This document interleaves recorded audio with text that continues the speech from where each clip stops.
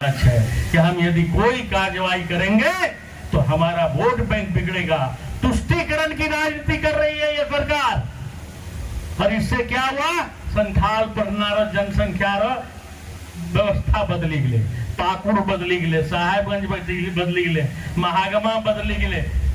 हैरान तो देखो तो पूरे संथाल परनामा हर जगह अभी के बांग्लादेश बैठी गए। तो रो यहाँ तो तुम मोटरसाइकिल से बेचेल आवे से बेचेल, डब्बा ले ला, प्लास्टिक का बर्तन ले ला, कपड़ा लेकर। अब से पूछो घर कहाँ, कहते मुर्शिदाबाद जिला। चले मुर्शिदाबाद जिला पूरे देश में केवल मुर्शिदाबाद जिला से 3 करोड़ आदमी बाहर काम कर रहा है। कि कितनी ज्यादा वहां की आबादी है। ये सारे के सारे आबादी बांग्लादेश के घुसपैठी है। और ये सरकार चुप्पी मार के बैठी है। भारतीय जनता पार्टी वादा किए हुए है कि हमारी सरकार बना दो, हम इस घुसपैठियों को संथाल प्रोग्राम से खदेड़ देंगे। इसमें चाहिए आपका सहयोग। आपका सहयोग मिलेगा तो ये काम हमारी पार्टी निश्चित रूप से आगे बढ़ाएगी और बांग्लादेशियों को चुन चुन करके हम बाहर निकालेंगे। सरकार का काम क्या है, आप देखे थे अमित मंडल जी काम कर रहे थे गोड्डा जिला में। यहाँ पर हम लोगों ने बनाया, सब स्टेशन बनवाया, ग्रिड बनवाया, बिजली के क्षेत्र में तो सब कुछ ध्यान में रखिए। और जो सरकार आने वाली है ये आएगी, भारतीय जनता पार्टी आएगी, यहाँ से अमित मंडल को आप फिर विजयी बनाएंगे, लेकिन इतने मार्जिन से विजयी बनाएंगे कि आने वाला समय गोड्डा में फिर कोई पार्टी लड़ने की हिम्मत नहीं करेगा। आरजेडी पार्टी यहाँ से लड़ती है चुनाव।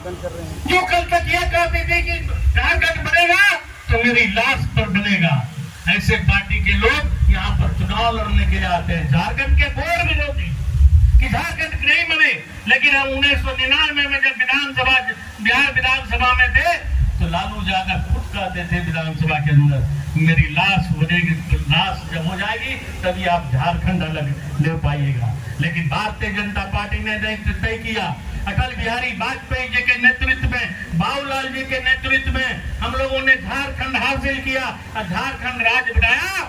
लेकिन ये 24 साल का झारखंड राज में इससे बड़ा भ्रष्ट सरकार हमने नहीं देखा। पहले भी सरकार बनी, लेकिन इस बार जो भ्रष्टाचार का इन्होंने रिकॉर्ड कायम किया है वो गजब का है। आप साहेबगंज जिला आइए, पहाड़ के पहाड़ खा गए। अब कोई आज जेल में है, उनके लोग जेल में है, मुख्यमंत्री जेल में जा रहा है, बेल पर आता है तो कूदता है करके कि देखो मेरा बेल हो गया, केस खत्म नहीं हुआ है। लेकिन बेल होना भी आपका जुर्म ऐसा नहीं है कि साबित नहीं होता है, एक न एक दिन आपको सजा जरूर मिलेगी। आपने जमीन की लूट की, आपने बालू का लूट किया, आपने पत्थर का लूट किया, आपने कोयला का लूट किया।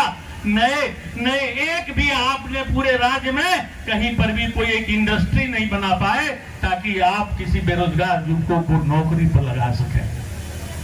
आज गोड्डा में एक अडानी लग गया, कुछ लोगों को तो रोजगार मिल रहा है, बाजार में भी तेजी आ गई।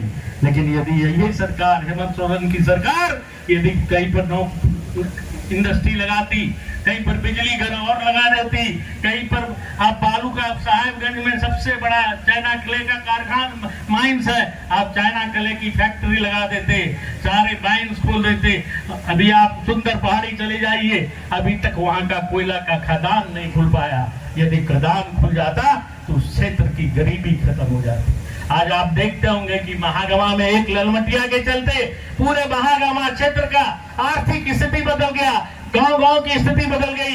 यदि ये सुंदर पहाड़ी का भी पोल खदान खुल जाता तो कितना अच्छा होता, गरीबों को रोजगार मिलता, डायरेक्ट मिलता, इनडायरेक्ट मिलता, कोई काम करता, कोई दुकानदारी करता, कोई साइकिल से कोयला ढोता, कोयला भी तो धो लेके अपना पेट पाल लेता। तो इस तरह का कोई काम इस सरकार में हमने होते नहीं देखा।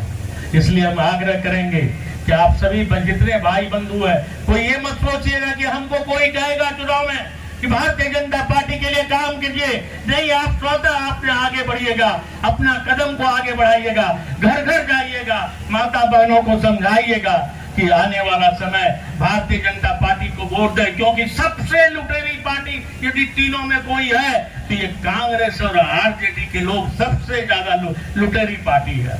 कांग्रेस बिना लूट के कहीं नहीं रहती। आज की घटना बता रहा हूँ। कर्नाटक के मुख्यमंत्री सिद्धारमैया, उस पर जमीन घोटाले का केस हाईकोर्ट ने रजिस्टर कर दिया। अब ये लोग हल्ला करेंगे कि बीजेपी वालों ने कर दिया। राज्यपाल ने केस अनुमति दिया था चलने के लिए, हाईकोर्ट गया वहां का मुख्यमंत्री, लेकिन हाईकोर्ट ने भी उन्हें केस चलाने की इजाजत दे दी। कांग्रेस बिना लूट के कभी रहती नहीं। यहाँ का ग्रामीण विकास मंत्री को आपने देखा, आलमगीर आलम को, जिनके 3 महीने की कमाई 38 करोड़ टका।